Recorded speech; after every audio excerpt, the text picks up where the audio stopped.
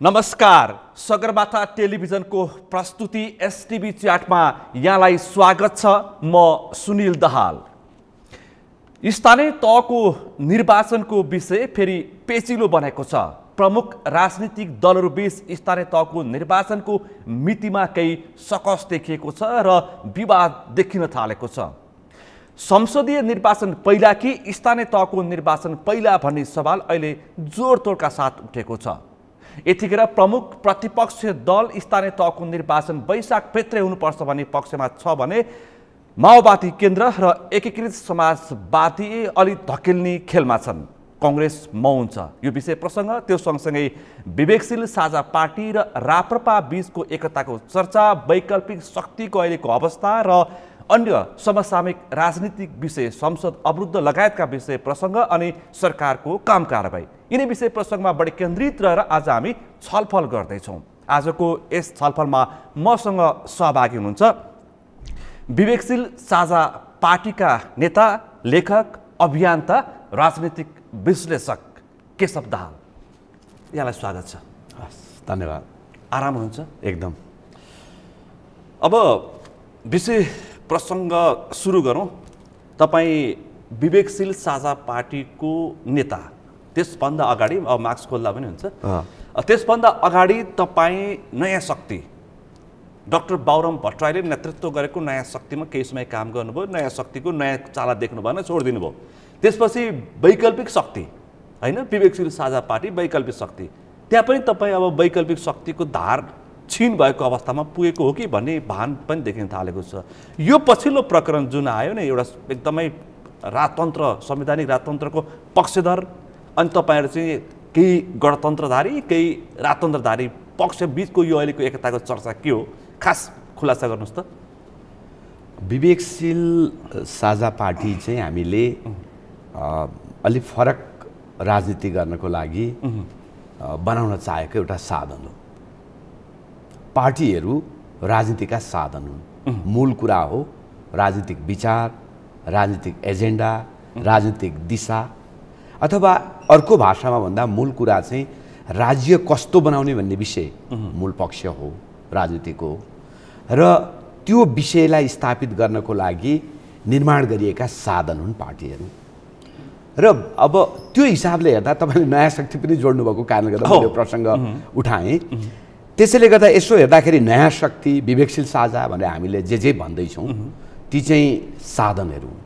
मूल पक्ष हो हामीले नयाँ राजनीति स्थापित गर्न चाहेको कुरा, नयाँ विचार सहितको, नयाँ मुद्दा सहितको, नयाँ संस्कृति सहितको, नयाँ नेतृत्व सहितको राजनीति हामीले गर्न चाहेको।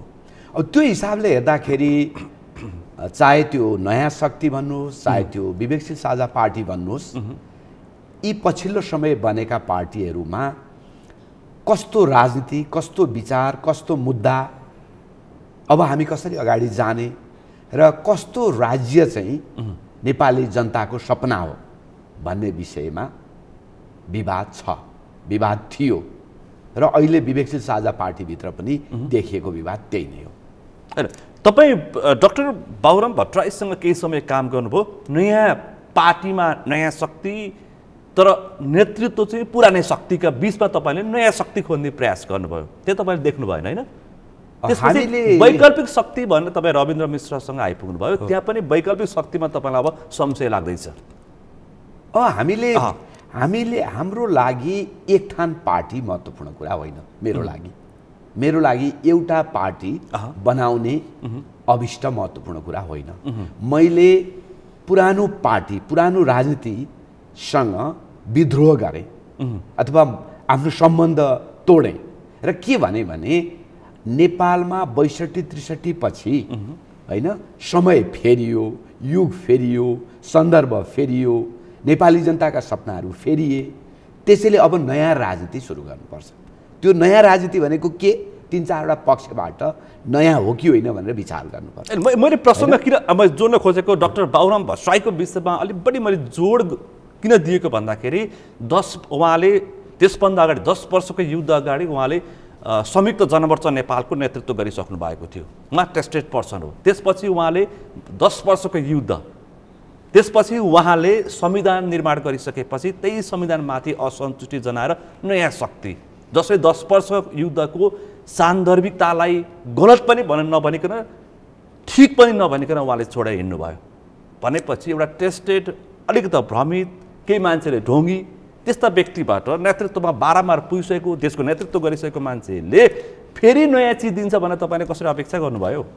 हामीले बाबुराम भट्टराईलाई हेर्दाखेरि अब लामो विश्लेषण लामो अब टिप्पणी गर्न सकिन्छ उहाँको विषयमा, तर मैले त्यतिखेर उहाँलाई हेर्दा देखेको बुझेको एउटा महत्त्वपूर्ण कुरा के हो भने एउटा मान्छे जसले माओवादी जनयुद्धको नेतृत्व गर्यो त्यो मान्छेले त्यो एकदमै परम्परागत कम्युनिस्ट स्कुलिङबाट आएको मान्छेले अब यो युग सकियो होइन, अब परम्परागत मार्क्सवादको, परम्परागत माओवादको, परम्परागत कम्युनिस्टको, सशस्त्र युद्धको, गुरिल्ला युद्धको युग सकियो, अब हाइली डेमोक्रेटिक पोलिटिक्स खुला होइन प्रतिस्पर्धामा आधारित राजनीति, सुसंस्कृत राजनीतितिर सिफ्ट हुनुपर्छ नेपालको राजनीति भनेर भन्नु चाहिँ त्यो ज्यादै महत्त्वपूर्ण कुरा हो।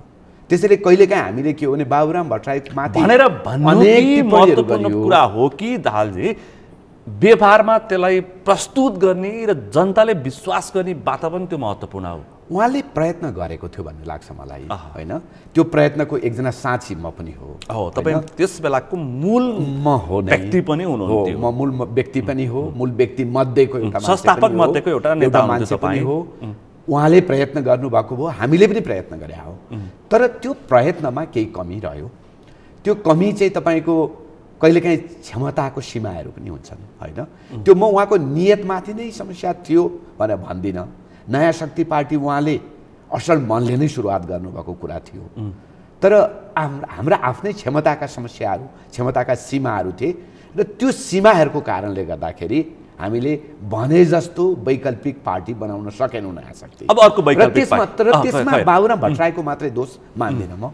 त्यसमा हामी जो अनेक खालका मान्छेहरू त्यसमा आयौँ होइन, कोही एकदमै परम्परागत कम्युनिस्टबाट माओवादी धारबाट आउनुभयो, कोही कर्मचारी पूर्व कर्मचारी प्रशासनिक पृष्ठभूमिबाट आउनुभयो, कोही नेपाली काङ्ग्रेस लिबरल डेमोक्रेटिक धारबाट आउनुभयो होइन, कोही हामी अलिकति लेफ्ट तर डेमोक्रेटिक हुनुपर्छ र नयाँ खालको राजनीति स्थापित गर्न सकिन्छ भन्ने अलिकति फरक कुरा गर्ने मान्छेहरू आयौँ। त्यो सबै विभिन्न धारबाट जो मान्छेहरू हामी आयौँ त्यसलाई मेल्टिङ गर्ने, त्यसलाई पगालेर एक ढिक्का बनाएर एउटा नयाँ राजनीति स्थापित गर्नको लागि जुन खालको क्यापासिटी चाहिन्थ्यो त्यो चाहिँ देखिएन। मैले भन्न खोजेको आज दाजुलाई मैले यो विषयमा अलिक जोड दिएर उठाउन खोजेको चाहिँ उहाँले माओवादीबाट विद्रोह गर्नुभयो, नयाँ शक्ति भन्नुभयो। उहाँले कहाँ पुग्नु भएको छ? उपेन्द्र यादवले नेतृत्व गरेको नै भन्नुपर्छ जसपा। जसपा पनि हिजो र आज अस्ति कुरा सुन्न सकिन्छ कि अब जसपा बाबुराम र उपेन्द्रसँगै बस्न नसक्ने अवस्थामा पुगिसकेको नेताहरूले भन्न थालिसकेका छन् भने अब नेतृत्वको क्षमतामा समस्या रहेछ भन्ने कुरा त कोट्याउन सकिन्छ नि। त्यो सकिन्छ, त्यो त डेफिनेटली म पनि तपाईँलाई अघि पनि भने मैले हरेक मान्छेका आफ्ना आफ्ना क्षमताका आफ्ना आफ्ना लेभलहरू हुन्छन्। कोही मान्छे विचारमा योग्य हुन्छ, सङ्गठनमा कमजोर हुनसक्छ होइन, कोही मान्छे आन्दोलनमा एकदमै प्रखर हुन्छ, तपाईँको व्यवस्थापनमा कमजोर हुनसक्छ होइन, कोही मान्छे राम्रो लेख्न सक्छ, बोल्नमा कमजोर हुनसक्छ। हरेक मान्छेका आफ्नै क्षमताका तहहरू हुन्छन् होइन। बाबुराममा चाहिँ तपाईँले के कमजोरी देख्नुभयो? बाबुराम भट्टराईमा चाहिँ साङ्गठनिक कौशलता हो नभएको कि मार्क्स लिडर नहो कि अथवा एउटा आर्थिक नीतिको लागि मात्रै अब्बल व्यक्ति हो कि के हो त? तपाईँले के देख्नुभयो? त्यसपछि म अरू प्रसङ्ग जान्छु। अनि बाबुरामजीको है कस्तो अचम्मले प्रसङ्ग आयो। बाबुराम आज यो प्रसङ्ग तपाईँसँग उठाउन खोजेको चाहिँ उहाँ पुग्दै पुग्दै पुग्दै जसपा पुग्नु भएको छ त्यहाँ पनि फुट 2-4 दिनमा फुट हुने सम्भावनाको चर्चा हुन थालेको हुनाले प्रसङ्ग मैले त्यहाँबाट सुरु गरेको। अब बाबुरामजी असल मान्छे हो, व्यक्तिमा उहाँ असल मान्छे हो, नेपालको त्यो तहको नेताहरूमा सरल मान्छे हो होइन। तर उहाँ एउटा पार्टीको मूल नेता र सङ्गठक बन्नको लागि उहाँको त्यो असल कुरा, उहाँको त्यो अरू कुराले उहाँलाई छेक्छ। उहाँ सङ्गठक होइन, उहाँ नेतृत्वकर्ता होइन, उहाँ विचारक मात्रै हो, उहाँ असल मान्छे हो, व्यक्तिगत हामी आज विचार निर्माण गर्नलाई उहाँ प्रखर हुनुहुन्छ। नेपाली नेतृत्व गर्ने दक्षता चाहिँ उहाँसँग अलि अझै तर एउटा संगठक र एउटा मुख्य नेता, पहिलो नेता बन्ने क्षमता चाहिँ उहाँसँग अझै पनि विकास भइसकेको छैन भनेर होइन, अझै पनि नभनौँ, उहाँ त्यसको लागि बनेको मान्छे हो जस्तो लाग्दैन मलाई। खैर, अब लागौँ रविन्द्र मिश्रको नेतृत्वमा तपाईँ आइपुग्नु भयो विवेकशील साझा पार्टीमा। तपाईँले त्यहाँ फेरि अर्को नयाँ शक्तिको वैकल्पिक शक्ति, उता नयाँ शक्ति उता वैकल्पिक शक्ति, कुरा उस्तै हो। त्यहाँ फेरि तपाईँले लडाइँ लडिरहनु भएको छ। तर तपाईँ जुन उद्देश्यका साथ हाम फाल्नुभयो, अब रविन्द्र मिश्र एउटा परम्परा पारिदार जडसूत्र यथास्थिति समयदेखि रातोदर जे भनौँ त्यो धारमा पुगेर उहाँ राजनीति गर्न खोज्दै हुन्छ, एकताको प्रयास गर्दै हुन्छ। तपाईँ चाहिँ त्यसको असन्तुष्टि गरेर आन्तरिक पार्टी सङ्घर्षमा हुनुहुन्छ होइन? कहाँ पुग्छ यो पार्टी? यो पार्टी चाहिँ कि त हाम्रो मतो मिल्नुपर्छ र वैकल्पिक राजनीति भने हामीले जे भन्यौँ त्यही सबै उभिनुपर्छ र अगाडि जानुपर्छ, नत्र दुर्घटनामा जान सक्ने सम्भावना छ। तपाईँ खासमा संवैधानिक राजतन्त्र पक्षधर नै हो कि तपाईँ यो सङ्घीय लोकतान्त्रिक गणतन्त्र पक्षधर नै हो? म अगाडि जानुपर्छ भन्ने मान्छे हो। कुन धारबाट? यो धार कि त्यो धारबाट? सङ्घीय लोकतान्त्रिक गणतन्त्र काङ्ग्रेस कम्युनिस्टले ल्याएको कुरा होइन, होइन, नेपाली जनताले अनेक पटक सङ्घर्ष गरेर स्थापित गरेको कुरा हो, होइन। यो चिज आवश्यक थियो कि थिएन, यो चिज किन आयो भन्ने बहसमा आज हामी रुमलियौँ भने हामी अगाडि बढ्न सक्दैनौँ, होइन। हामीले जे चिज प्राप्त गरियो यसमा उभिने, अहिलेसम्मका आन्दोलनलाई सम्मान गर्ने, शहादतलाई सम्मान गर्ने, यहाँ उभिने, यसलाई अझ प्रभावकारी बनाउन प्रयत्न गर्ने र अगाडि जाने। यो बाहेक हामीसँग यसरी बुझौँ, हाम्रो पुस्तासँग कम्तीमा यसरी प्रश्न बुझौँ, तपाईँ यो विवेकशील साझा पार्टीभित्र अहिलेसम्म रहे पनि तपाईँ सङ्घीय लोकतान्त्रिक गणतान्त्रिक समावेशी अहिलेको संविधानमा प्रतिबद्ध हुनुहुन्छ। अनि अगाडि जानु अझै पनि तर अर्को धार छ त्यहाँ फेरि, जुन विवेकशीलबाट आएका केही साथीहरू हुन्छ, मिलन पाण्डेको नेतृत्वमा उहाँहरू बस्नु भएको छ, त्यो धार पनि फेरि तपाईँले समेट्नु सक्नु भएको छैन। उहाँहरू फेरि यही तपाईँले भनेको पृष्ठभूमिमा अगाडि बढ्नुपर्छ, अझै अगाडि बढ्नुपर्छ भन्ने पक्षमा हुनुहुन्छ। कहाँनिर मत मिलेको छैन? होइन, हाम्रो पार्टीभित्रको खास विवाद चाहिँ के हो भने 62-63 को जनआन्दोलन र 72 सालमा जारी भएको संविधानलाई एउटा बिन्दु बनाएर अगाडि जाने भन्ने एउटा समूह छ। अगाडि जानुपर्छ, वैकल्पिक राजनीति भनेको त त्यो बिन्दुबाट अझ अगाडि जाने राजनीतिको परिकल्पना हो। त्यो भनेको चाहिँ त्यो भनेको जस्तो लोकतन्त्र भन्यौँ हामीले, होइन। 62-63 को आन्दोलनले हामीलाई लोकतन्त्र दियो, होइन। हामीले त्योभन्दा अगाडि जाने भनेको अब त्यो लोकतन्त्र अझ गहिरो बनाउने, अझ सहभागितामूलक बनाउने, अझ समावेशी बनाउने, जस्तो त्यसलाई अर्को भाषामा भन्दा अब डाइरेक्ट इलेक्टेड एक्जिक्युटिभ हेडमा जाने, राइट टु रिकल गर्ने, राइट टु रिजेक्ट गर्ने, पावर सेपरेसन, पावर ब्यालेन्सलाई स्थापित गरेर जाने, पार्टीकरणलाई रोक्ने र राज्यको चरित्रलाई अझ धेरै जनमुखी बनाउने, त्यहाँभन्दा अगाडि जाने भनेको होइन। कार्यकारी राष्ट्रपति त्यो अथवा कार्यकारी प्रधानमन्त्री निर्वाचनमा अथवा मतदानमा सहभागी हुन पनि पाउने, इच्छा नलागे हुन पनि नपाउने, त्यसभन्दा बाहेक गणतन्त्रलाई स्वीकार्ने, संहितालाई पनि स्वीकार्ने, समावेशिता तपाईँले स्वीकार्ने भनिहाल्नुभयो भने धेरै कुरा त यही संविधानमा माथि टेकेर पनि अगाडि बढ्न सक्ने सम्भावना रहेछ। अब अलिकति मत भनेको चाहिँ कार्यकारीको सभामा रहेछ, प्रत्यक्ष कि तर हाम्रो पार्टीमा प्रत्यक्ष राष्ट्रपति कि प्रत्यक्ष प्रधानमन्त्री, निर्वाचित प्रधानमन्त्री भन्ने विवाद होइन।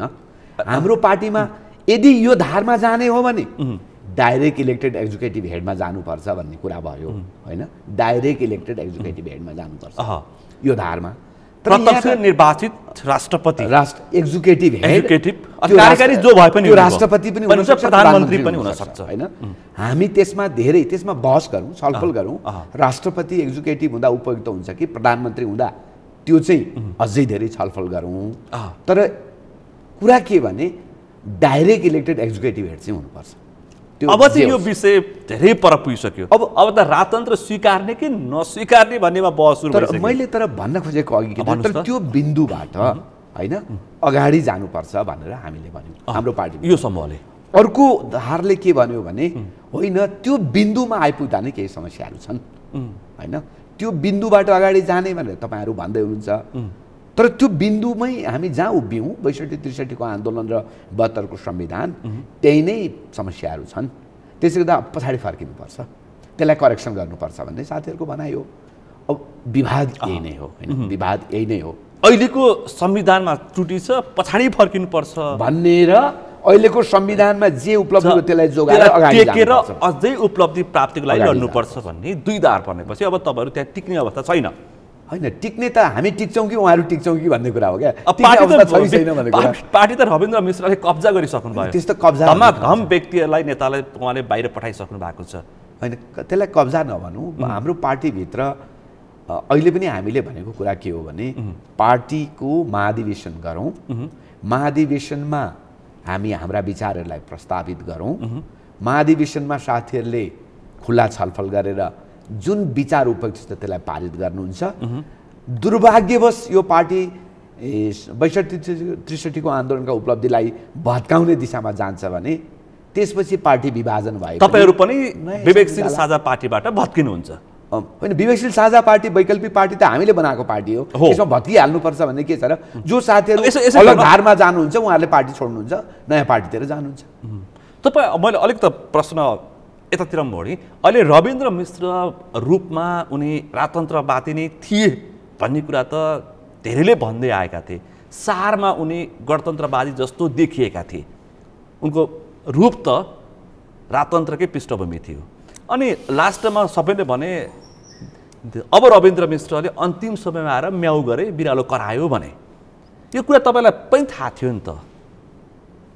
होइन, अहिले पनि रविन्द्रजीले म राजतन्त्रवादी नै हुँ त भन्नुभएको छैन, उहाँले प्रश्न भन्नुभएको छ नि। अन्त अहिले त यसलाई अब लुकाएर लुकाउनु अहिले तर यसमा किन भन्दाखेरि उहाँले संवैधानिक राजतन्त्रमा चाहिँ मत अगाडि बढाएर अहिले राजेन्द्र लिङ्गदेनले नेतृत्व गरेको राप्रपासँग एकीकरणको लागि अथवा पार्टी एकताको लागि छलफलै प्रारम्भ गरिसक्नु पर्यो। त्यो त गर्दा हुन्छ। अनि त्यो भएपछि त प्रश्न देखाएर नीतिमा फरक त त्यो त हामीमा फरक छ, देखिसक्यो हामीमा फरक छ होइन। र अब यसमै धेरै हामी कति चर्चा गर्ने र उहाँलाई कोही पनि मान्छेलाई आफूले लागेको राजनीति गर्न छुट छ क्या, कोही पनि मान्छेलाई त्यो छ। होइन, हामीले एकदमै राजनीतिको बसमा यो विषय चासो भएको हुनाले अहिलेको सन्दर्भमा संवैधानिक राजतन्त्र आवश्यकता छ कि छैन, जनताले स्वीकार्छन् कि स्वीकार्दैन भन्ने सवालको पनि विषय हो यो। मलाई लाग्छ संवैधानिक राजतन्त्रतिर जानु आवश्यक छैन, यो अनावश्यक बहस हो। यो बहसले नेपालमा गर्नुपर्ने छलफलका अनेक विषयहरूलाई ओझेल पार्छ। हामीले विकासको कुरा, समृद्धिको कुरा, सुशासनको कुरा, सुसंस्कृत राजनीतिको कुरा होइन, कञ्चन राजनीतिको कुरा, वैकल्पिक राजनीतिको कुरा गर्न पर्ने विषयहरू छलफल गर्नुपर्ने अनेक छन्। अब हामी एकदमै पुरानो चिजमा गएर चाहिँ यसमा छलफल गरेर समय बर्बाद मात्रै गर्नुहुन्छ। मलाई के लाग्छ भने यदि तर कोही साथीहरूलाई होइन राजतन्त्र प्यारो लाग्छ होइन, अझ राणा नै तन्त्र नै प्यारो लाग्छ भने पनि भन्नु त्यो राजनीति गर्ने छुट सबै नेपाली जनतालाई छ, संगठन बनाएर बनाउन सक्ने तपाईँ हामी सबैलाई छ। मैले भन्न तर मेरो बाटो त्यो होइन, क्लियर, त्यसमा क्लियर छ। तपाईँ अब मिलन पाण्डेहरू र तपाईँहरू बिचको एकता अथवा हामी सँगै हुनुहुन्छ, तपाईँहरू अहिले तपाईँ पार्टीभित्र उहाँ बाहिर पुग्नु भएको अवस्था छ, भोलि यात्रा सँगै हुन्छ होइन? सँगै छौँ हामी पार्टीभित्र, साङ्गठनिक रूपमा पनि सँगै अगाडि बढ्नुहुन्छ पार्टी बनाएरै। पार्टीभित्र त यस्तो छ, पार्टीमा हाम्रोमा स्ट्रगल छ। अहिले त स्ट्रगलमा कारबाही भएको छ, कसैलाई मलाई कारबाही होला, रविन्द्रजीलाई कारबाही होला, अर्कोलाई होला। जब सङ्घर्ष चलिरहेछ पार्टीमा भने त कारबाही हुने, स्पष्टीकरण विस्फोट भइसकेपछि स्वाभाविक हुन्छ, विस्फोट भइसकेपछि तर हामी क्लियर किता हुन्छ, तर सँगै छौँ, किता क्लियर हुन्छ होइन।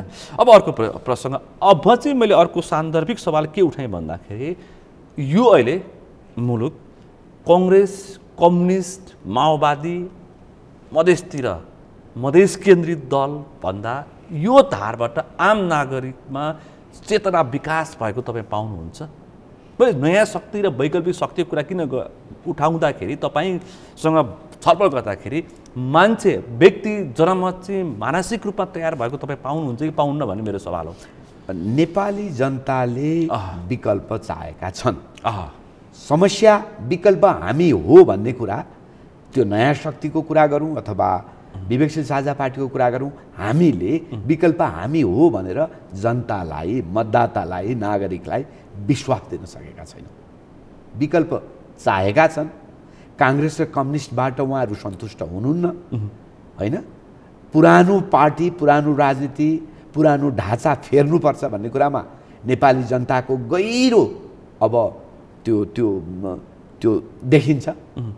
तर फेर्न त फेर्ने के त्यो नयाँ शक्ति हो त अथवा त्यो फेर्न त फेर्ने नयाँ राजनीति आवश्यक छ, तर के त्यो विवेकशील साझा हो त भन्ने जब प्रश्न आइपुग्छ, हामीले जनतालाई हामी हो भनेर आश्वस्त गर्ने, विश्वस्त गर्ने, विश्वास दिलाउन सकेका छैनौँ।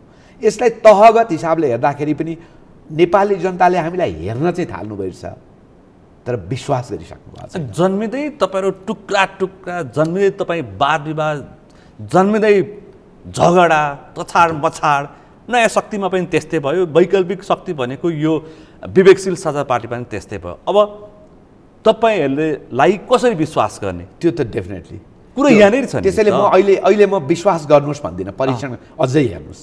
हामी परीक्षण पनि कसरी गर्ने? टुक्रा टुक्रा भएका व्यक्तिलाई गर्ने कि विचारलाई गर्ने कि नीतिलाई, रणनीतिलाई, केलाई विचार अब होइन परीक्षण गर्ने? सवाल त्यहाँनिर छ। मेरो चाहिँ भनाइ के हो भने, यसलाई अघि पनि मैले भने, नेपाली जनताले वैकल्पिक राजनीतिलाई हेर्नुहोस्, नेपाली जनताले वैकल्पिक राजनीतिको बहस सुरु गर्नुहोस्। नेपाली बुद्धिजीवी, नेपाली लेखक, नेपाली पत्रकार, नेपाली तमाम नागरिक तहबाट पुरानो राजनीतिलाई बदल्नुपर्छ र नयाँ राजनीति आवश्यक छ भन्ने बहस सुरु गरौँ।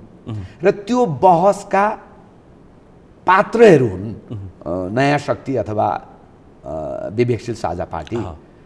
पात्रहरू खराब हुन सक्छन्, पात्रहरूले अपेक्षा पुरा नगर्न सक्छन्, पात्रहरू फेरिन सक्छन्, तर नेपालमा नेपाली जनताले खोजे जस्तो एउटा नयाँ राजनीति आवश्यक छ र त्यो राजनीति यी पात्रहरूबाट मुखरित हुन सकेन, यी पात्रहरूले त्यो राजनीतिलाई स्थापित गर्न सकेनन्, यी साधनहरू वैकल्पिक राजनीतिको लागि प्रखर भएनन् भने नयाँ साधनहरू बन्छन्। पात्रहरू बारम्बार पात्रहरूबाट धोका पाउने, बारम्बार पात्रहरूबाट जनतालाई झुक्क्याउने अनि जनता भ्रमित हुने, अनि कसरी तपाईँलाई विश्वास होइन? हामीलाई विश्वास गर्न सकिँदैन भने नेपाली जनताले हामीलाई विश्वास गर्नु पर्दैन। हामी विश्वासयोग्य भएनौँ भने नेपाली जनताले हामीलाई विश्वास गर्नु पर्दैन। काङ्ग्रेस कम्युनिस्ट विश्वासयोग्य भएनन्, नेपाली जनताले उनीहरूलाई पनि विश्वास नगर्नुहोस्। होइन, मैले किन उठाएँ भन्दाखेरि कङ्ग्रेस, माओवादी भनौँ, एमालेको यस्तो जग बसेको राजनीतिक कार्यकर्ता ओडादेखि केन्द्रसम्म छ।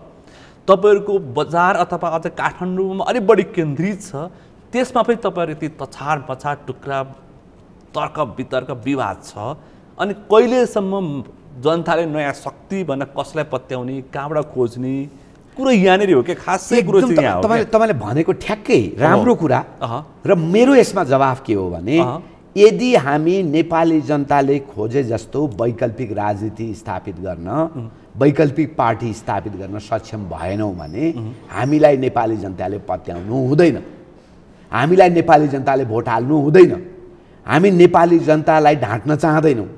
त्यसैले हामीलाई अहिले त हामी सरकारमा छैनौँ, सत्तामा छैनौँ, पार्टीभित्र पनि अनेक गज्याङ गुजुङ भएछ, पार्टी आफै अन्तरसङ्घर्षमा छ, होइन? पार्टी अगाडि बढ्ने कि पछाडि फर्किने भन्ने लफडामा छ। यो बेलामा मेरो नेपाली जनतालाई भनाइ के हो, नेपाली जनता प्रतिको मेरो अपेक्षा के हो भने, हामीलाई पनि अम्लो ठडाउनुहोस्, हामीलाई पनि हेर्नुहोस्, हामीलाई पनि परख गर्नुहोस्, हामीलाई अहिले नै तपाईँ चाहिँ के हो भने ल ल ल अब यो पो आयो भनेर चाहिँ भनि नहाल्नुहोस्, हाम नफालिहाल्नुहोस्। अहिले मात्रै नेपाली जनताले वैकल्पिक राजनीति आवश्यक छ, वैकल्पिक राजनीति अथवा नेपाली जनताले खोजेको राजनीतिका मानक बिन्दुहरू यी हुन्, मानक बुदाहरू यी हुन्, मानक चरित्र यो हो, यो चरित्रको पार्टी बनाउनु पर्छ भनेर दबाब दिनुहोस्।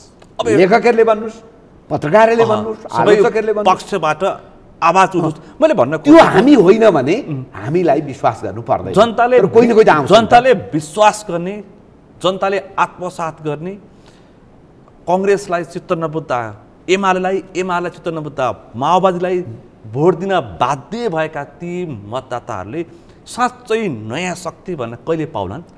अहिले यस्तो देखिया छ कि कङ्ग्रेससँग रिस उठ्यो, एमालेलाई भोट हाल्ने, एमालेसँग रिस उठ्यो, माओवादीसँग हालिदिने, दिक्क हुन्छन् एउटा पार्टीसँग अर्को पार्टीमा गइदिने, अनि राजनीति त्यही भुमरीमा वरिपरि घुम्ने, व्यक्ति तिनै हुन्, चरित्र तिनै हुन्, परिवर्तन केही नहुने। अब यसमा मेरो दुईटा भनाइ छ। भन्नुहोस् त।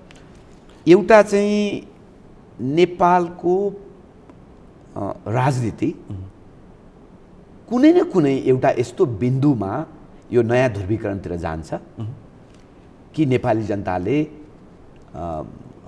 नयाँ पार्टी, नयाँ राजनीति, नयाँ परिदृश्यमा चाँडै नै सायदै त्यो देख्न पाउनुहुन्छ। त्यसो भए राजनीतिक म अलिकति ध्रुवीकरणको सम्भावना जस्तो तपाईँ राजनीतिक विश्लेषक पनि भएको हुनाले मैले प्रश्न राखेको। नेकपा एमाले भित्र अहिले तपाईँ हामीले चितवनपछि जुन परिदृश्य देखेका छौँ होइन, त्यसले एमाले यही शैलीमा सबल प्रखर भएर जान्छ भन्ने मलाई कम्तीमा विश्वास लाग्दैन होइन। किनभने नेपाली जनताले त्यस्तो पार्टी, एउटा व्यक्तिले गोजीबाट, एउटा व्यक्तिले आफ्नो सपनाबाट, निजी सपनाबाट, आफ्नो निजी सनकबाट नेपालको सबैभन्दा ठुलो पार्टी सञ्चालन गर्न सक्छन् र त्यो पार्टी सग्लो रहन्छ भन्ने मलाई लाग्दैन। म अलिकति सक्छु है भने। दोस्रो, तपाईँ माओवादी पार्टी हेर्नुहोस्, अघि तपाईँ बाबुरामजीकै कुरा गर्नुभयो अथवा समाजवादी पार्टी भन्नुभयो, यी पार्टीभित्र जसरी उथल पुथल भइरहेको छ होइन, यी पार्टीभित्र त्यो कहिले काहीँ भुसको आगो जस्तो छ, काहीँ अलिअलि पुतपुदाउँदैछ होइन, जे भइरहेछ यी पार्टीहरू तपाईँको यसरी नै अगाडि बढ्छन् भन्ने मलाई लाग्दैन। हाम्रो पार्टी विवेकशील साझा पार्टीभित्र जे भइरहेछ होइन, यो पार्टी पनि यसरी नै रगडस गरेर, झगडा गरेर, बाजाबाज गरेर मात्रै बस्छ भन्ने मलाई लाग्दैन होइन। यो सबै परिदृश्य र नेपाली जनताको सपनालाई तपाईँले एक ठाउँमा राखेर हेर्नुभयो भने के देखिन्छ भने नेपाली जनताले अपेक्षा गरेका छन् नयाँ राजनीति, सुन्दर राजनीति, सुसंस्कृत राजनीति, वैकल्पिक राजनीति। पार्टीहरू अहिलेका साबिक पार्टीहरू, समकालीन पार्टीहरू सबै सङ्कटमा छन् भने नेपाली जनताको अपेक्षा र यी पार्टीहरूको सङ्कट कहाँ मिल्छ? त्यसैले यो सङ्कटबाट एउटा नयाँ सम्भावनातिर जान्छ नेपाली राजनीति, एउटा नयाँ सम्भावनातिर जान्छ र सायद त्यो चुनाव अगाडि अथवा चुनाव अगाडि म त्यति देख्दिनँ त्यो सम्भावना, तर चुनाव पछाडि नेपालको राजनीति नयाँ ध्रुवीकरणतिर जान्छ। नयाँ पार्टी, नयाँ खालको एउटा राजनीतिक परिदृश्यमा हामी प्रवेश गर्छौँ भन्ने लाग्छ एउटा मलाई। दोस्रो, वैकल्पिक राजनीति कहिले बन्छ त्यो समय, तर त्यो कस्तो पार्टी बन्छ त्यसपछि होइन, नयाँ ध्रुवीकरणले कस्तो पार्टी बनाउँछ त्यसमा नेपाली जनताको खबरदारी चाहिन्छ। नेपाली जनताले भन्नुपर्छ कस्तो पार्टी बनाउने भनेर। अब जनताले भन्ने भनेको अलिकति अमुक कुरा हो, जनताले भन्ने भनेको त फेरि पनि जनताको प्रतिनिधिको रूपमा चाहिँ लेखकले भन्ने हो, कलाकारले भन्ने हो होइन, विश्लेषकहरूले भन्ने हो, त्यो गर्नुपर्छ। दोस्रो, कहिले बन्छ भन्ने कुरामा दोस्रो, जहिलेसम्म नयाँ राजनीति चाहिन्छ भनेर अपेक्षा गर्ने मान्छेहरू डिलमा बस्छन् र केही चाहिन्छ भन्ने मान्छेहरू डिलमा बस्छन्, अनि हामी केही मान्छेहरूले गरेका प्रयत्नलाई चाहिँ तपाईँ आलोचना मात्रै गर्नुभयो, ताली मात्रै बजाउनु भयो, प्रश्न मात्रै गर्नुभयो, खुच्चिङ यिनीहरूले पनि सकेनन् भन्नु भने बन्दैन। तपाईँ डिलमा बसेको मान्छे नेतृत्वमा आउनुपर्छ, डिलमा बसेको मान्छे आउनुहोस्, मैदानमा आउनुहोस्। नयाँ राजनीति चाहिन्छ, नयाँ पार्टी चाहिन्छ, नेपालको अबको परिदृश्य अर्कै बनाउनुपर्छ। अबका मुद्दाहरू, अबको विचार, अबको संस्कृति, अबको सम्भावनाहरूतिर हामी जानको लागि नयाँ राजनीति, नयाँ विचार है, नयाँ नेतृत्व चाहिन्छ भन्ने तपाईँलाई लाग्छ, कोही पनि मान्छेलाई लाग्छ भने तपाईँ हामीलाई आलोचना गरेर यिनीहरूले सकेनन् भनेर नबस्नुहोस्, आउनुहोस् मैदानमा, खेल मैदानमा बसेर अनि सङ्घर्ष गरौँ। हामी सबै एक ठाउँमा बसौँ, त्यो पार्टी बन्छ, सम्भावना छ, त्यो सम्भावना बन्छ। सम्भावना भन्ने कुरा त हुँदैन भनिन्छ। सम्भावना त तपाईँको यदि हामीले सम्भावना छैन भन्यौँ भने तपाईँको त्यो वैज्ञानिक हुँदैन कुरा। हरेक अँध्यारो पछि उज्यालो आउँछ होइन, हरेक युग परिवर्तन हुन्छ, समयले लतारेर ल्याउँछ, समयले सान्दर्भिकतामा ल्याउँछ, किनभने समय र राजनीति अविभाज्य छन्। अलिकति मैले प्रसङ्ग यो आम आदमी पार्टी जुन दिल्लीमा केन्द्रित छ, उसले मुख्यमन्त्री नै निरन्तर उसले मुख्यमन्त्रीमा निर्वाचित हुँदै आएको छ, नेतृत्व गर्दै आएको छ। तर यस्तै नेपाल यो काठमाडौँभित्र पनि यो विवेकशील साझा पार्टीको केही चहलपहल सुरुमा देखिएको थियो, अहिले त त्यो अवस्था अर्कै छ। यो नयाँ शक्ति नयाँ धार चाहिँ सहरको मुटुभन्दा बाहिर चाहिँ न दिल्लीमा देखियो न काठमाडौँमा देखियो भन्दा फरक पर्छ। यो पनि एउटा सार्थक प्रश्न हुनसक्छ। त्यो ठिक हो। हिजो तपाईँको पार्टी बन्ने अनेक तरिकाहरू छन् होइन, जस्तो कुनै पार्टी एउटा केन्द्रमा स्थापित भएर बिस्तारै फैलिँदै जान्छ होइन। जस्तो विवेकशील साझा पार्टी बन्ने क्यारेक्टर कस्तो थियो भन्नुहुन्छ भने एउटा सेन्टरमा पार्टी स्थापित भएर बिस्तारै फैलिने, जस्तो तपाईँको चाहिँ काठमाडौँमा बनेर त्यहाँको जनमतबाट बिस्तारै फैलिने। आम आदमी पार्टी पनि दिल्लीबाट बिस्तारै फैलिने भएर नयाँ शक्ति पार्टी बन्ने प्रोसेस अर्कै थियो। त्यो झ्वाप्प देशैभरि थियो होइन, देशैभरि सङ्गठन छ, देशैभरि कार्यकर्ता छन्, देशैभरि सदस्य छन् होइन। त्यो बन्ने अर्कै तरिका थियो। आम आदमी अथवा विवेकशीलको एउटा केन्द्रबाट फैलिने।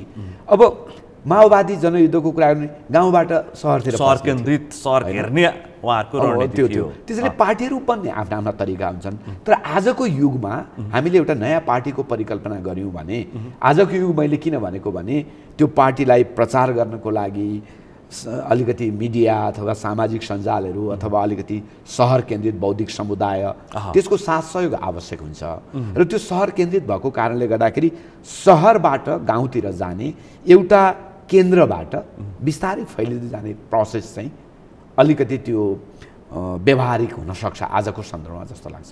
खैर अहिले यो दिल्लीमा आम आदमी पार्टी पनि त्यसरी नै जाँदैछ, राजधानीबाट फैलिने तर पार्टी बन्ने यही तरिका हुन्छ भन्ने छैन। पार्टीको आफ्नो स्वरूप हुन्छ, पार्टी कुनै आन्दोलनबाट स्थापित हुन्छन्, कोही सडकबाट हुन्छ, कोही आन्दोलनबाट हुन्छ, कोही माओवादी अब तल्लो तहबाट गाउँ स्तरबाट विकास भयो। खैर मैले भन्न खोजेको चाहिँ अब विवेकशील साझा पार्टीकोमा रहेका केही साथीहरू चाहिँ कोही नेपाली कङ्ग्रेसमा जाने चर्चा, कोही नेकपा एमालेमा जाने चर्चा तपाईँले पनि सुन्नुभएको छ। उहाँहरू जान खोजेको मात्रै हो कि चर्चामा मात्रै ल्याइएको हो? यसमा कोही पनि मान्छेलाई कुनै पनि पार्टीमा जान र राजनीति गर्नलाई छुट छ। त्यो उदारता अलि अगाडि विवादको चर्चा हुँदाखेरि अलि अगाडि तर मिलन पाण्डे समूह माधव कुमार नेपालको शक्तिमा जाने पनि चर्चा सुनियो। तर यस छुट छ त्यो एउटा होइन। तर वैकल्पिक राजनीति गर्छौँ भनेर जसले पार्टी निर्माणमा 5 वर्ष 7 वर्ष 10 वर्ष योगदान गर्यो होइन, त्यो मान्छेलाई हामीले त्यति कमजोर पनि नठानौँ कि उसले सर्लक्कसँग चाहिँ कुनै पनि पार्टीमा समकालीन कुनै ठुला पार्टीमा प्रवेश गर्छ भने त्यसरी कमजोर नठानौँ। किनभने त्यहाँ प्रवेश गर्ने आधारहरू चाहिन्छ। प्रवेश होला, कोही मान्छे व्यक्तिगत रूपमा जाला पनि, त्यो सम्भावना पनि छ, त्यो होला, त्यो हुनसक्छ, हामीले किन उगार्ने होइन। तर वैकल्पिक राजनीतिको मूल स्पिरिटमा जो मान्छेहरू थिए छन् होइन, ती मान्छेहरूको लागि काङ्ग्रेस कम्युनिस्ट अथवा कुनै पनि अर्को पार्टीमा प्रवेश गर्ने भनेको चाहिँ त्यसका लागि केही आधारहरू तयार हुनुपर्छ। आधारहरू बिना त्यो प्रवेश त्यति सजिलो देख्दिनँ म होइन। अन्यथा चर्चाहरू चाहिँ होइन, चर्चा त त्यो चर्चाको कुनै अर्थ, उहाँहरूको भेटघाटदेखि लिएर अलि बाक्लियो अन्य दलका नेताहरू जुन बेला तपाईँहरूको समूह अलिकति रक्षात्मक अवस्थामा पुगेको कारणले गर्दाखेरि उहाँले अर्को दलका शीर्ष नेतालाई भेटेपछि मान्छेले टिप्पणी गर्नु विश्लेषण गर्नु स्वाभाविक पनि हो। तर यस्तो छ नि तपाईँको, अब हाम्रो समाज यति सङ्कीर्ण पनि हुनुहुँदैन कि मान्छेहरूसँग भेटघाट हुन्छ, कुराकानी हुन्छ, छलफल हुन्छ। जस्तो उदाहरणको लागि पार्टी व्यापारीहरू कहिलेकाहीँ बसेर कुरा गर्दा हुन् नि होइन, व्यापारको कुरा गर्दा होइन।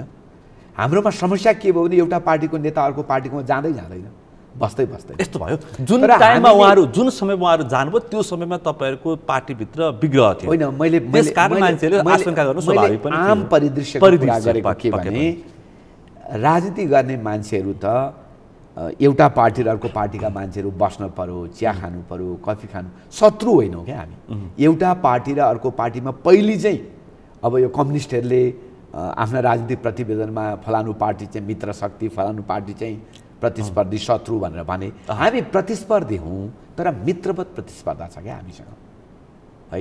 र मित्रहरू बिचमा समग्र नेपालको राजनीति कस्तो बनाउने, लोकतन्त्र कस्तो बनाउने, राज्य कस्तो बनाउने, प्रणालीहरू कस्ता बनाउने भन्ने विषयमा त नेताहरू बिचमा, फरक फरक पार्टी बिचमा पनि कहिलेकाहीँ कफी खाने, बस्ने, कुरा गर्ने त्यो आवश्यक छ नि। त्यो उदारता त हामीले बनाउन चाहेको राजनीतिमा त्यो उदारता आवश्यक छ होइन। हामीले बनाउन चाहेको वैकल्पिक राजनीतिमा त्यो उदारता आवश्यक छ।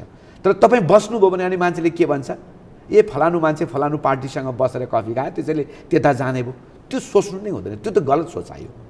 कहिलेकाहीँ ती सोच गलत हुँदै पनि यथार्थमा परिणत भएका घटनाहरू छन्। त्यसकारण के फरक पर्छ त? कोही मान्छे राजनीतिमा पार्टीमा चाहिँ मन परेन, यो पार्टीमा त्यो पार्टीमा जान्छ, के फरक पर्छ?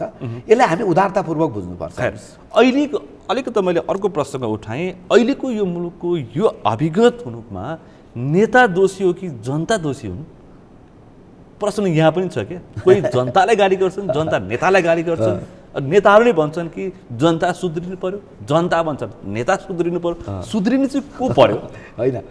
अब खासमा भन्ने हो भने अब यो चाहिँ अब नेता नै दोषी हो। नेताको काम, नेता किन हो मान्छे? हामी नेता भन्छौँ नि होइन। नेता यसकारण भन्छौँ कि ऊ समाजभन्दा, समाजको सोचाइको तहभन्दा ऊ अलिकति अगाडि छ। उसले दृष्टि दिन्छ, उसले उज्यालो दिन्छ समाजलाई। ऊ फरक हो अरूभन्दा, विशेष हो अरूभन्दा। र उसले केमा विशेष? त्यो विचारमा विशेष, क्षमतामा विशेष, योग्यतामा विशेष, दृष्टिमा विशेष, सपनामा विशेष। र उसले यसकारण ऊ नेता हो कि उसले अनि जनतालाई अनुशिक्षित गर्छ, बाटो देखाउँछ होइन। र जनताले त्यसलाई फलो गर्छ। अनि जनताले नै शिक्षित गर्नुपर्ने नेताहरू पनि छन् त फेरि? जनताले शिक्षित गर्नुपर्ने नेता त्यो नेता होइन। त्यो को हो त? नेता होइन त्यो। त्यसरी नेताको क्षमता राख्न सक्दैन। नेता भनेको समाजको अगुवा हो। अगुवा हो नेता भनेको, समाजको अगुवा हो। के अगुवा? त्यसले सपना, त्यसो यसरी बुझौँ, अगुवा हो। जनताले नै शिक्षित गर्नुपर्ने अवस्थाका नेताहरू अहिलेको नेतृत्वमा भएको कारणले गर्दाखेरि मुलुकको यो अवस्था आएको हो भनेर अलिकति विश्लेषण गरेर टिप्पणी गर्यो भने अब जनताले शिक्षित नगर्ने भन्ने हुँदैन होइन। समाज त शिक्षित समाज छ, किनभने समाजले प्रभावित त गरिरहेकै हुन्छ नेतृत्वलाई होइन। समाजभन्दा एकदमै अलग चुचुरामा नेता, तल समाज भन्ने पनि हुँदैन होइन। तर नेता समाजको त्यो मनोविज्ञान, समाजको त्यो सपना, समाजको त्यो विचारलाई संश्लेषण गर्न सक्ने र सुदूर भविष्यतिर देख्न गर्न सक्ने त्यो क्यापासिटी हुनुपर्छ, नेता हुनुपर्छ। अब अलिक त निर्वाचनको चर्चा गरौँ। धेरै हामीले अलिक त अन्य विश्लेषण गरौँ, निकै सान्दर्भिक ती सवालहरू। अब यो वैशाखमा निर्वाचनको, स्थानीय तहको निर्वाचनको चर्चा सुरु भएको छ। हिजोदेखि बस गहकिलो भएको छ, जोडतोडका साथ उठेको छ। अहिले चर्चा फेरि हिजोदेखि के सुरु भयो भन्दाखेरि संसदीय निर्वाचन पहिला, वैशाखमा स्थानीय तहको निर्वाचन चाहिँ 6 महिना पछाडि। यो चाहिँ सत्तारूढ दलभित्रका माओवादी केन्द्र र एकीकृत समाजवादीका नेताले भन्नुभयो। एमाले के भन्छ भने स्थानीय तहको निर्वाचनलाई टार्ने र यो स्थानीय तहलाई कोल्याप्स गर्ने षड्यन्त्र हो भन्छ, कङ्ग्रेसमा हुन्छ। तपाईँले यसलाई कुन रूपमा हेर्नु भएको छ? होइन, निर्वाचन चाहिँ राजनीतिक स्वार्थको साधन भन्नु हुँदैन। निर्वाचनले लोकतन्त्रलाई गतिशील गर्नुपर्छ, प्रणालीहरूलाई स्थापित गर्नुपर्छ र जनताका सपना निर्वाचित जनप्रतिनिधिले पुरा गर्नुपर्छ। म चाहिँ पर्सनली तपाईँसँग के अनुरोध गर्न चाहन्छु भने निर्वाचनको कुरा गरौँ होइन, तर सँगसँगै कस्तो निर्वाचन भन्ने कुरा पनि गरौँ होइन। निर्वाचनको पनि कुरा गरौँ, निर्वाचन गर्नुपर्छ र समयमा निर्वाचन होस्, न अर्ली निर्वाचन न लेट निर्वाचन होइन। समयमा निर्वाचन हुनुपर्छ, संविधानले तोकेको सीमाभित्र समयमा निर्वाचन हुनुपर्छ। एउटा मेरो कुरा, समयमा निर्वाचन हुनुपर्छ। र दोस्रो, तर निर्वाचनको लागि गर्नु हुँदैन। त्यसैले हामीले बहस गर्दाखेरि समयमा प्रभावकारी निर्वाचनको कुरा गर्नुपर्छ। जस्तै होइन, जस्तो तपाईँको चाहिँ निर्वाचन मात्रैले लोकतन्त्रलाई, व्यवस्थालाई बलियो बनाउँदैन। निर्वाचन मात्रै ठुलो कुरा होइन। ज्ञानेन्द्रले पनि निर्वाचन गरेका थियो पहिले होइन। निर्वाचन यस्तो होस् जसले नेपाली जनतालाई मतदातालाई व्यवस्था परिवर्तन भयो, नयाँ राजनीतितिर हामी सङ्क्रमित हुँदैछौँ र अबको निर्वाचन भनेको नागरिकलाई मतदातालाई शक्तिशाली बनाउने निर्वाचन हो भन्ने कुरा स्थापित गर्न सकियोस्। जस्तो ल मानौँ हामी एउटा खास समयमा ठिक समयमा निर्वाचन गर्छौँ, तर अहिले निर्वाचन कस्तो निर्वाचन हुँदैछ? खर्चिलो निर्वाचन। एउटा मान्छे अलिक गतिलो नगरपालिकामा मेयर बन्नु पर्यो भने करोडौँ खर्च गर्नुपर्छ हैन? एउटा त्यो खर्चको सीमालाई निर्वाचन आयोगले किन अनुगमन गर्न सक्दैन राम्रोसँग? यो हैन? अथवा प्रभावकारी निर्वाचनका अनेक मुद्दाहरू छन्। आचार संहिताको अनुगमनको कुरा छ। आचार संहितालाई नैतिक विषय मात्रै बनाउने कि कानुनी विषय बनाउने हैन? नैतिक विषय मात्रै बनाउने हो भने त अब अहिलेको अवस्था कानुनी दायरासम्म ल्याउन सक्यो भने खर्च सीमालाई कसरी प्रभावकारी बनाउने? दलहरूले जति खर्च गर्छन् निर्वाचनमा त्यो कुराको ट्रान्सपरेन्सी के हो? कतै निर्वाचन आयोगले नै दलहरूको अडिट गर्ने पद्धति पो स्थापित गर्न आवश्यक छ कि? स्टेट फन्डिङ गर्ने र दलहरूको अडिट निर्वाचन आयोगले गर्ने सिधा त्यो आवश्यक छ कि? अथवा अर्को विषय पनि छ, पूर्ण समानुपातिक निर्वाचनको पनि चर्चा अर्को विषय त्यो पनि होला। निर्वाचन नै कस्तो गर्ने, कुन मोडलको निर्वाचन गर्ने भन्ने। र अर्को right to recall, right to रिजेक्टको हामी जुन कुरा गर्छौँ, तपाईँको मुख्य माग होइन? हाम्रो मुख्य माग छ होइन?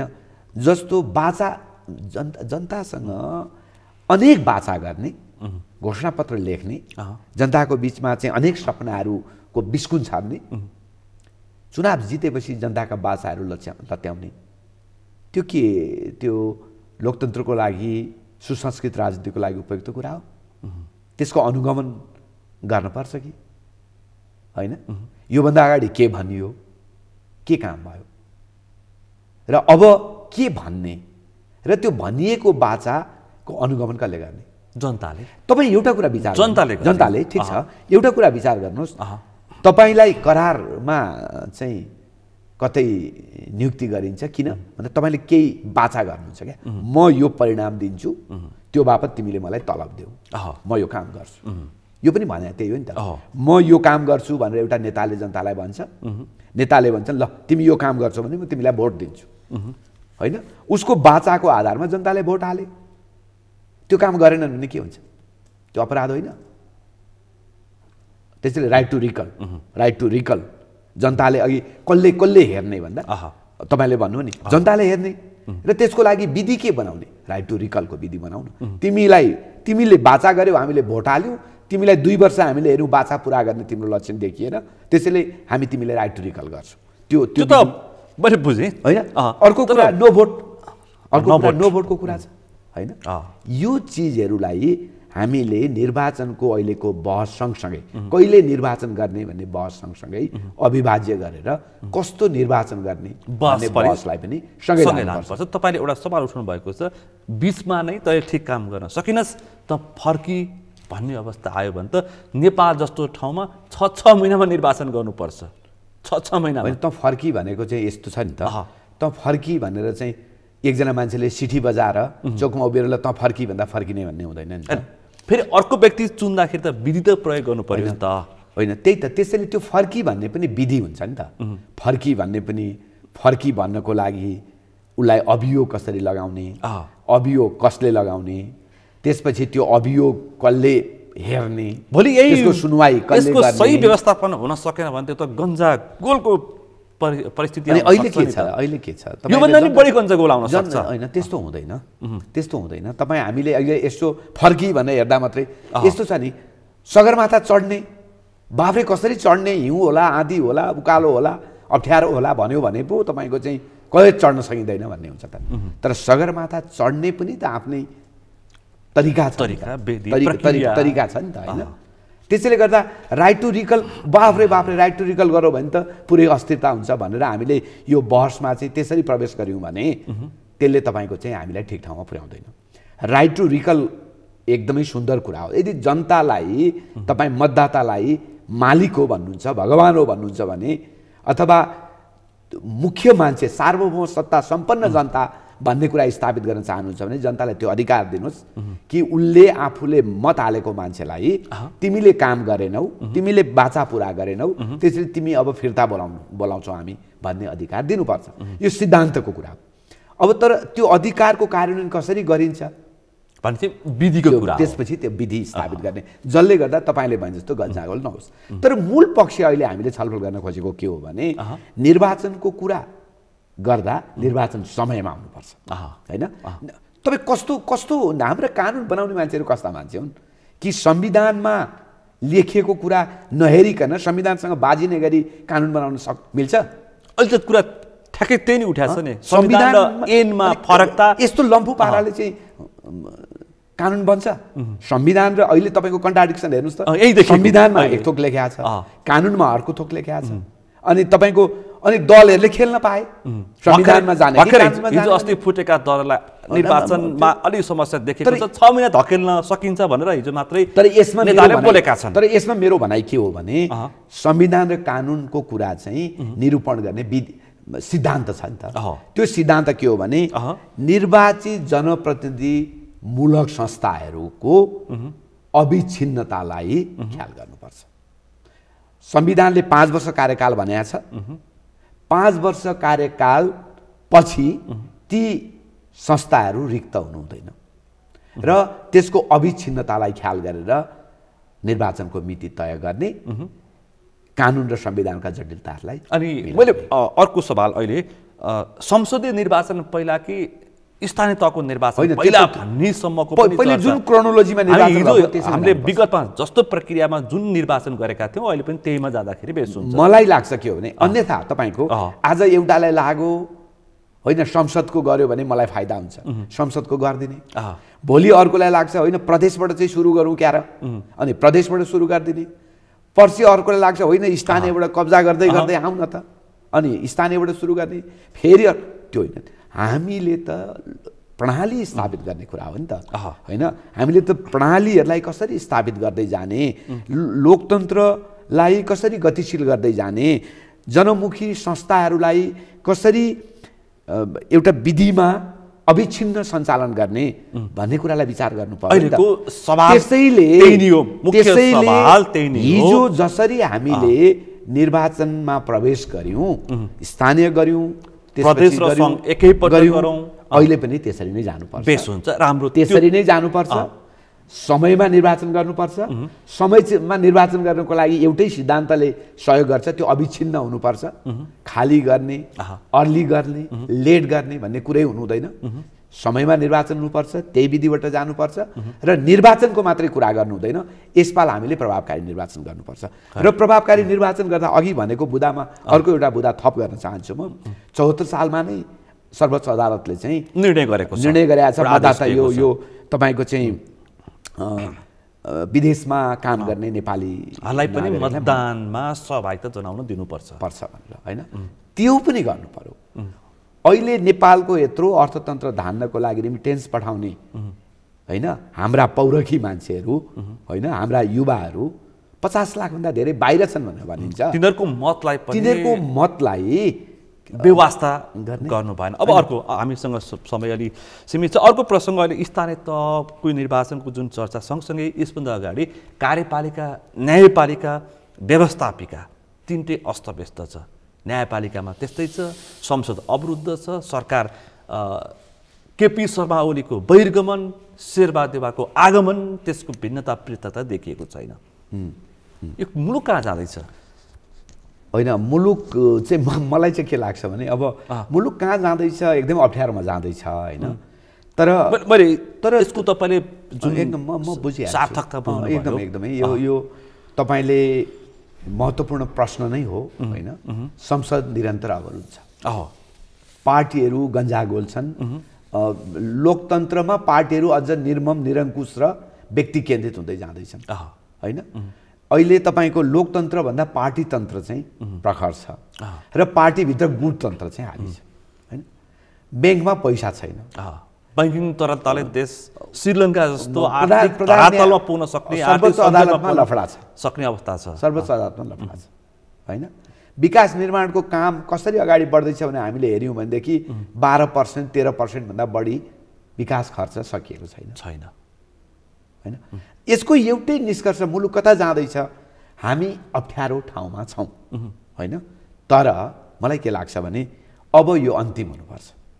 जे अप्ठ्यारो, जे बिहोर्ने, जे गज्याङगुजुङ, जे हामीले बिहोर्यौँ नि सङ्कट, यो अन्तिम हो, अन्तिम हुनुपर्छ।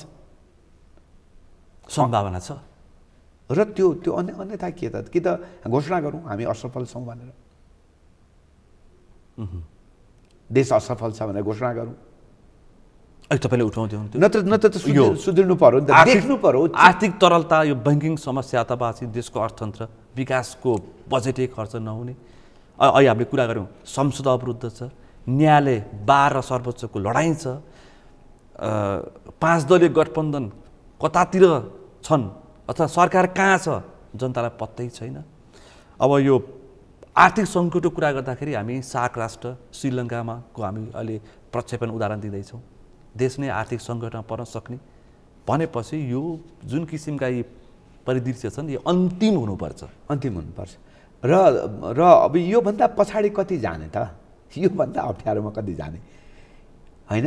र यो सबै देखाएर एउटा तत्त्व चाहिँ अहिले सङ्घीय लोकतान्त्रिक गणतन्त्रमाथि प्रश्न गर्न थालेको छ। त्यही तत्त्व, तिनै तत्त्व, कुनै होइन जसले चाहिँ तपाईँको राजतन्त्रको पक्षमा सडक हिजै राम्रो थियो भने हिजो के राम्रो थियो, भ्रष्टाचारले थिलथिलो भएर त्यसलाई थेग्न नसकेर समाप्त भएका संरचनाहरू हिजो के राम्रो थियो, मक्किएर लथालिङ्ग भएर फ्यालिएका। तर भन्न पाए। त्यसैले मेरो अहिले तपाईँले यो प्रसङ्ग निकालिसकेपछिको मेरो यसमा टिप्पणी के हो भने यो अन्तिम परिदृश्य हुनुपर्छ र चेत्नुपर्छ मान्छेले। देख्नुहोस्, हेर्नुहोस्, दृष्टि होला नि त, जनताले चेत्नु पर्यो क्या, नेताले मात्रै होइन, जनताले त चेत्नु पर्यो। तर जनता चाहिँ कस्तो भने नि, तपाईँलाई जनताले चेत्ने भनेको धेरै अमूर्त कुरा हुन्छ क्या होइन। जनताले चेतेकै छ नि, जनताले पटक सामाजिक सञ्जाल मैले एउटा सवाल, एउटा स्टाटस देखेको थिएँ कि यो देशलाई यस्तो नेतृत्व चाहिएको छ कि एउटा कुशल राष्ट्रवादी, राष्ट्रवादप्रति प्रतिबद्ध तर तानाशाह नेतृत्व चाहिएको छ। त्यो पनि 25 वर्षसम्म उसलाई नेतृत्व हस्तान्तरण गर्नुपर्छ अनि मात्रै मुलुक बन्छ भन्नेहरू तर्कहरू सुरु भएका छन्। राष्ट्रवादी नेतृत्व गर्न सक्ने व्यक्ति तर तानाशाह भनेपछि यहाँ त अनुशासनहीन भए सबैजना भन्न खोजेको त हो नि। यस्तो चाहिँ सम्भावना छ? छैन त्यो सम्भावना, किनभने त्यो चाहिँ फेसबुकको टिप्पणी होला कसैको, अनि कुनै व्यक्तिको विचार होला। त्यो विचारलाई अब सम्मानै गरौँ, तर हाम्रो पृष्ठभूमि चाहिँ मोर डेमोक्रेटिक, हामी लिबरल, हामी उदार मान्छेहरू। नेपाली जनताको मूल क्यारेक्टर चाहिँ लिबरल छ, उदार छ होइन। र हाम्रो आन्दोलनको राजनीतिक पृष्ठभूमि पनि तपाईँको लोकतन्त्रको आन्दोलनका लागि लडेको हामीसँग 70 वर्षको इतिहास छ होइन। हामीले चाहिँ राजा फालेका छौँ, गणतन्त्र ल्याएका छौँ र यो ल्याउनको लागि चाहिँ मान्छे शहादत हुन चाहिँ लामबद्ध बनेको इतिहास छ। त्यसैले गर्दाखेरि परिवर्तनलाई आत्मसात गर्दै यसलाई टेकेर अझै ठुलो परिवर्तनको लागि लड्नुपर्छ। त्यसैले गर्दाखेरि हाम्रोमा यो तानाशाह भन्ने त्यो सानो रमाइलो मात्रै हो होइन। यो मुलुक तानाशाह खोजेको छैन। यो मुलुकले लिबरल, उदार, सपना सहितको नयाँ नेतृत्व। म अन्तिममा छु, एउटा सवाल जोड्नै पर्छ। यो एमसिसीको विषयमा अहिले गठबन्धनमा समेत हलचल मचिएको छ। संसददेखि प्रमुख प्रतिपक्षदेखि सबैतिर यसले पराक्रम ल्याएको छ। एमसिसीको यो विषय एउटा विकासे परियोजना अहिले राष्ट्रिय राजनीतिको पनि राष्ट्रवादी परियोजनाको रूपमा, राष्ट्रवादी मुद्दाको रूपमा स्थापित भइसकेको छ। यसलाई कसरी टुङ्ग्याउनुपर्छ होला छोटोमा? होइन, एमसिसीमा जे भइरहेछ त्यो अनावश्यक छ। किन? एउटा देशले नेपाललाई पैसा दिन्छु भन्यो होइन, नेपालले पैसा लिन्छु भन्यो, परियोजना बनायो, अफिस खोले, सारा गरिसके, त्यसपछि यो लफडा किन? तपाईँको किन बेइज्जत गरिरहने? दिनेलाई पनि किन बेइज्जत गर्ने? हाम्रा नेताहरू पनि किन बेइज्जत भइरहने? होइन, लिने हो भने निर्णय गर्नुहोस्, लिनुहोस् होइन, लिने होइन भने टुङ्ग्याउनुहोस् यो विषय। यसलाई यो किचलो विषयमा गरेर किचलो बसिरहने गरेर अवस्था छैन। अनेक बहसहरू गरेर अनेक तर्क वितर्क गरेर झनै गिजोलिया कसैको चाहिँ झनै अवस्था गिजोलेर छैन। किनभने अमेरिका हाम्रो मित्र देश हो। संसदबाट टुङ्ग्याउने हो कि अथवा कसरी टुङ्ग्याउने संसद गरेर त्यो भने जस्तो यो राष्ट्रघात हुन्छ यो हुन्छ त्यो हुन्छ के त्यो के राष्ट्रघात के हुन्छ? राष्ट्रघात एमसीसीले होइन, राष्ट्रघात अहिले भइरहेछ। नेपाली जनताका सपनाहरूमाथि जसरी गिर खेलिएको छ नि, त्यो राष्ट्रघात होइन। खैर समय सकिएको छ। अत्यन्तै विषय प्रसङ्गमा एकदम गम्भीरताका साथ हामीले छलफल गऱ्यौँ। केही सार्थक विषय प्रसङ्गहरू सार्थक विचारहरू पनि दिने प्रयासमा हामी सफल कति भयौँ। यो समय र संवादमा सहभागिता जनाइदिनु भएकोमा आभार व्यक्त गर्न चाहन्छु। फेरि पनि संवादको लागि हामी फेरि पनि गर्नेछौँ। आजको लागि चाहिँ यो समय र संवादलाई आभार व्यक्त गर्न चाहन्छु। धेरै धेरै धन्यवाद। नमस्कार। आज हामीले विशेष गरी वैकल्पिक शक्ति, नयाँ शक्ति, आवश्यकता, जनतामा यसको कति महसुस भएको छ, स्थानीय तहको निर्वाचन, समग्र नेपालको राजनीतिक घटना परिघटनासँग जोडिएर एउटा गहकिलो हामीले बहस गऱ्यौँ। आजको यस छलफलमा मसँग हुनुहुन्थ्यो विवेकशील साझा पार्टीका नेता, लेखक, अभियन्ता, राजनीतिक विश्लेषक केशव दाहाल। आजको विषय प्रसङ्ग यति नै। भोलि अर्को विषय प्रसङ्गका साथ एसटिभी च्याट ल्याउने बाचा गर्दै म सुनिल दाहाल पनि जान चाहन्छु। सगरमाथा टेलिभिजन हेर्दै गर्नुहोला।